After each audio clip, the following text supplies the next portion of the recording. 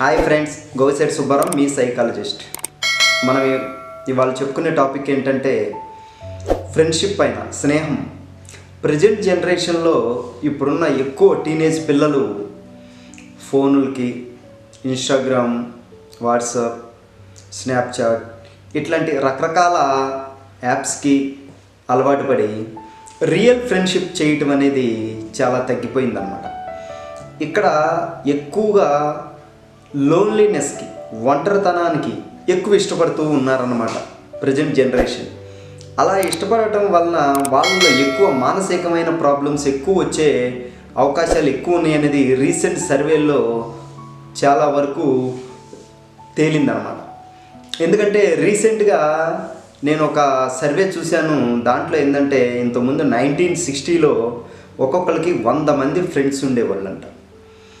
1990s 2000 మధ్యలో మాత్రం 5-6 మాత్రమే ఫ్రెండ్స్ ఉండేవాళ్ళంట.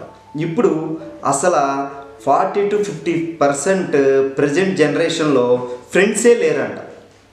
చూడండి ఎంత దారుణమైన పరిస్థితి.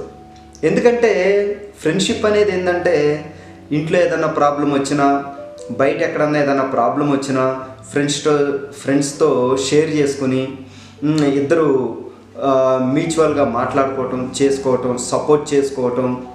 అది ఫైనాన్షియల్ కావచ్చు, ఎమోషనల్ కావచ్చు, సైకలాజికల్ కావచ్చు. ఇలా షేర్ చేసుకుంటూ వాళ్ళు ఎప్పటికప్పుడు స్ట్రెంగ్తెన్ అవుతూ యాక్టివ్గా ఉండేవాళ్ళు అనమాట ఫ్రెండ్స్తో. ఇప్పుడు అది ఆ ఫ్రెండ్షిప్ అనేది ఒక వ్యక్తితోనూ, మనిషితో ఎమోషనల్ షేరింగ్ అనేది తగ్గిపోవటం వల్ల ఈ ఫోన్లకి, ఈ గ్యాడ్జెట్స్కి, వీటికి అంత ఆన్లైన్లో గేమింగ్ కానీ, ఫ్రెండ్షిప్ కానీ అన్నీ ఆన్లైన్లో అలవాటైపోయి రియల్గా ఎమోషనల్ కేర్ అనేది, ఎమోషనల్ షేరింగ్ అనేది తగ్గిపోయిందన్నమాట. ఈ తగ్గిపోవటం వలన వాళ్ళల్లో కూడా వాళ్ళ మనసు కూడా ఏది బాగా స్ట్రాంగ్ అయిపోవటం, ఒక సెన్సిటివ్ లేకపోవటం, హ్యుమానిటీ లేకపోవటం, ఇలాంటివన్నీ లేకపోవటం వలన వాళ్ళల్లో ఏంటంటే కఠినత్వం పెరిగిపోయి ఒకళ్ళు ఏమైపోతున్నారు ఏంటి అనేది లేకుండా అమ్మ నాన్న కానీ, రిలేషన్స్లో కానీ, ఫ్రెండ్షిప్లో కానీ అయ్యో పాపం ఇలాంటివన్నీ చాలా తగ్గిపోయినాయి అనమాట. ఈ తగ్గిపోవటం వల్ల మెయిన్ కారణం ఏంటంటే ఫ్రెండ్షిప్ అనేది గుర్తుపెట్టుకోండి. ఎందుకంటే ఇప్పుడు ప్రజెంట్ జనరేషన్ ఎంత ఫ్రెండ్షిప్ పెంచుకుంటే అంత వేరే సైకలాజికల్ ప్రాబ్లం నుంచి బయటకు వచ్చే అవకాశం ఎక్కువ ఉంటుంది అనేది గుర్తుపెట్టుకోండి. ఎందుకంటే ఏ చిన్న విషయం వచ్చినా, మనం ఏ చిన్న నెగిటివ్ అయినా, ఏ చిన్న బాధ వచ్చినా, చిన్న ఎమోషనల్గా మనం సఫర్ అయినా అది షేర్ చేసుకోవడానికి ఎవరూ లేకపోవటం వల్ల మనలో మనమే అది ఆలోచించుకుంటూ, థింక్ చేసుకుంటూ, రిపీటెడ్ చేసుకుంటూ, రీకాల్ చేసుకుంటూ ఎప్పుడు అదే ట్రాన్స్లో ఉండిపోవటం, అదే బాధలో ఉండిపోవటం, అదే టెన్షన్లో, అదే స్ట్రెస్లో ఉండిపోవటం వల్ల దాని నుంచి బయటకు వచ్చే సోర్స్ లేకపోవటం వల్ల సైకలాజికల్ ప్రాబ్లమ్స్ వచ్చే అవకాశాలు ఎక్కువగా ఉన్నాయి.